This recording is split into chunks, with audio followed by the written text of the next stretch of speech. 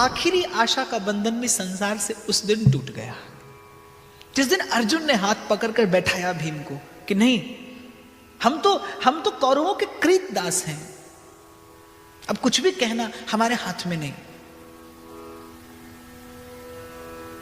स्वर आया कौरवों की ओर से, हर लिए जाए पांडवों के सब वस्त्र और आभूषण, और दास की वेशभूषा में इन्हें नतमुख बैठा दिया जाए सभा में।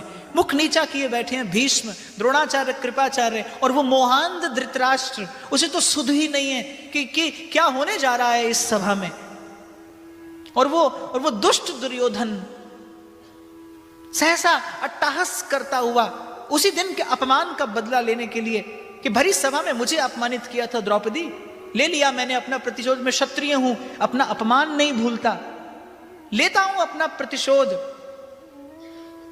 जब उतारे जा रहे थे पांडवों के वो राजसी वस्त्र और आभूषण, कहा दुर्योधन ने उस भरी सभा में कि दास तो पांडव भी है और दासी पांचाली भी है, तो इसके वस्त्र क्यों नहीं विवसना कर दिया जाए इसे सभा में। जो अभद्र से अभद्र वाक्य दुर्योधन कह सकता था सो दुर्योधन ने कहे। चीत्कार कर उठा द्रौपदी का एक एक रोम,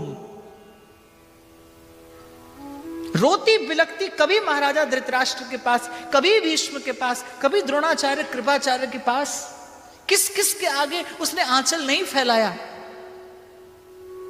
कि क्या हो गया भरत वंश की मान मर्यादा को, मैं कुल वधू हूं।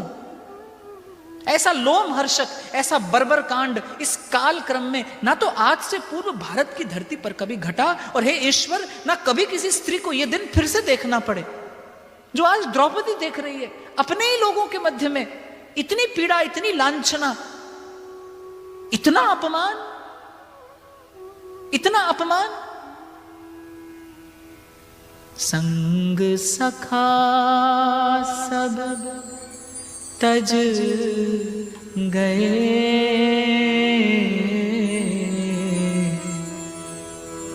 कोई ना निभयो साथ, कहे नानक एह विपत्ति में एक टेक रघुनाथ। कहां सुनने वाला था दुर्योधन और कहां मानने वाला था दुशासन द्रौपदी के इन करुण शब्दों में छिपी प्रार्थना को। खींच लिया साड़ी का वस्त्र और बस जैसे अभी कुछ क्षणों में निर्वसना कर देगा द्रौपदी को। और शायद कहीं उत्सुक है सारी राजसभा देखने को भाई कि क्या होगा अब इस सभा में। केवल मुख नीचा किए बैठे हैं तो पांडव, महामहिम भीष्म, द्रोणाचार्य और कृपाचार्य, और विधाता ने बनाया है धृतराष्ट्र को अंधा। केवल ये कुछ मुट्ठी भर लोग जो नतमुख किए बैठे हैं कि न देखना पड़े ये पाप। पाप करना अपराध है पर पाप सहना महा अपराध है। होता हो पाप और आप नत रहे, आप सम्मिलित हैं उस पाप में, आपकी सम्मति है उस पाप में।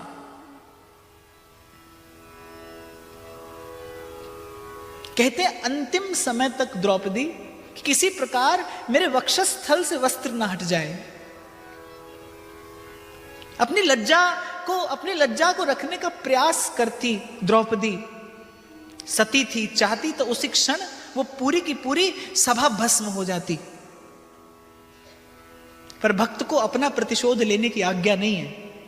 भक्त का न्याय भगवान करते हैं।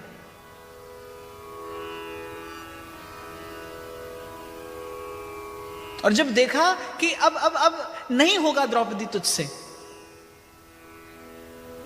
अब नहीं होगा तुझसे, नहीं रहा अब और बल, न तन में न मन में।